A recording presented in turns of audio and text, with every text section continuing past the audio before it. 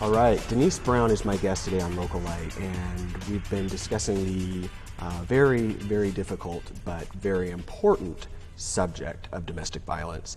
And Denise, you're here in the Columbia Gorge for a speaking engagement for Haven, and also you're going to be doing some speaking at the grade school and high school levels as well. We're going to be doing a Hands Are Not for Hitting. Okay. And what Hands Are Not for Hitting is, I learned about it from the Minnesota Coalition when the Minnesota Coalition for Battered Women has a program, and I learned about it when I went to the shelter to find out what domestic violence was all about. And it's a curriculum that goes from kindergarten through 6th grade, kindergarten through 3rd, and then 4th through 6th. But the one part of this curriculum that I thought was really, really cool was a child places their hand on a piece of paper, they trace the outline of their hand, they color it whatever colors they want to, and then they take a pledge. Hands are not for hitting, words are not for hurting, my hand will not commit violence. And it's something that we did in my family, because I did it with Nicole's kids, Sydney and Justin, did it with my son, Sean, and my sister's son, Aaron, and a few of their friends.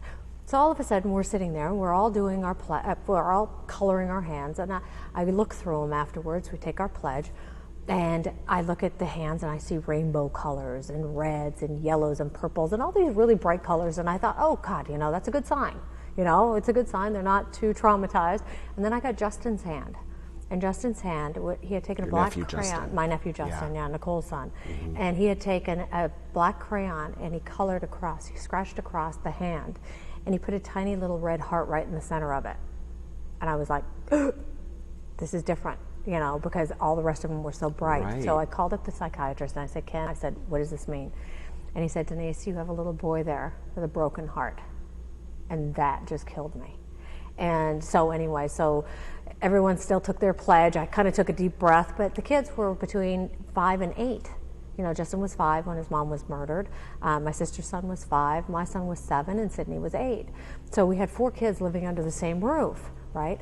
And so after we had done the Hands Are Not for Hitting and everybody took their pledge, the boys, 3 boys, 1 girl. Boys roughhouse. I'm sorry. They'll get into a room behind closed doors and they'll be wrestling, jumping on beds and doing all kinds of stuff.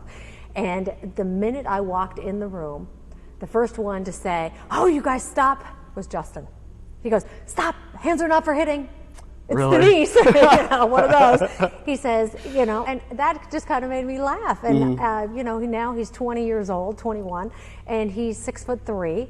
And I asked him, I said, Justy, do you remember the Hands Are Not for Hitting? And he goes, I do. And so he remembered it. We only did it one time, right after their mom was murdered. And then I asked my son, I said, Sean, do you remember that Hands Are Not for Hitting? He goes, you know what, Mom? He goes, I wish you would have done this every single year. And I thought, wow.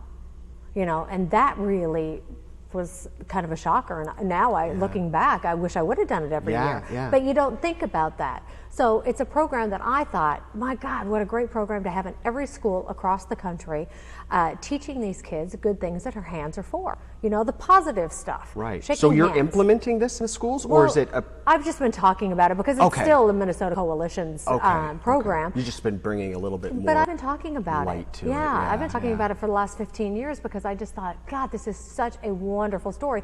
And any kind of program like Haven, their own child's program, implement just that part of it, because it's like art therapy. They do puppet therapy with children, sand therapy. They do all kinds of therapies for children that really, kids that don't know feelings, that can't express themselves vocally with feelings because they don't know what those feelings are.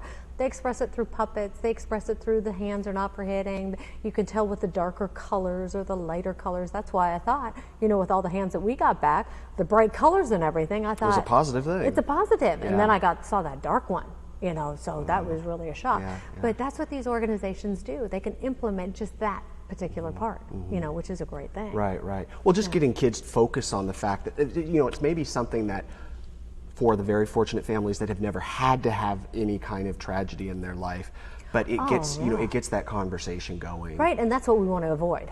It's a tragedy we want to avoid in every family. I don't want anybody to have to go through something that we had to go through. Oh, yeah. Ever. And, if you can teach your children at a young age that hands are not for hitting, teach them the good things that hands are for. And, I truly believe that it's our responsibility as parents, as grandparents, as aunts and uncles as brothers and sisters, you got younger siblings, you know, teach them good things. And that's a trickle down effect, you know, just let's do something positive in society. You know, everybody focuses on the negative. Right. And, you know, let's open up those garage doors again. That's what I always say. When Nicole and I we were young, we used to run from house to house, and we were like 10 little girls.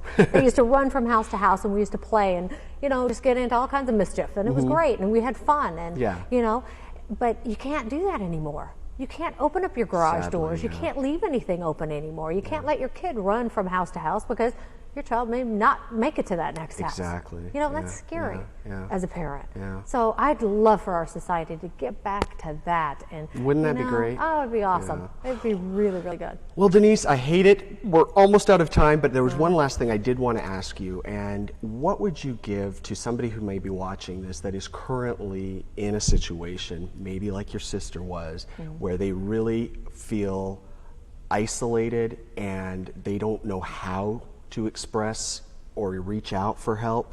What can they do, and how can they safely do it? Gosh, yeah, isolation is a huge part of domestic violence. If you have a friend that you believe is a victim of domestic violence, I always say, learn everything you possibly can. Educate yourself first so you can talk intelligently to your friend.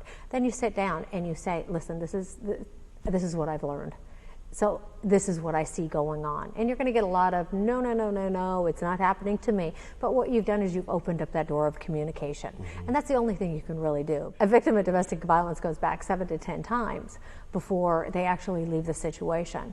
So be supportive, be there, you know, educate yourself so you can educate somebody else. I always say, you know, it's like that commercial for the hair commercial where you tell 2 friends, they'll tell 2 friends, they'll tell 2 friends. Right. And if they hit you once, they'll hit you again. And if they ever threaten to kill you, eventually one day they will. Well, Denise, it's really been, especially being somebody who's never been touched by domestic violence, thank God, it's been very enlightening for me, and I really would love to keep this conversation going, and I hope that we'll have the opportunity to discuss it more at some point in the future. I hope so too. So, absolutely, anyway, it's important. It's absolutely important. Yeah, thank you. Thank you, Denise, really appreciate it, and we will see you next time on Localite. John Compton here saying thanks again for watching. And remember, if you've got a guest idea, let us know. Just visit localite.com.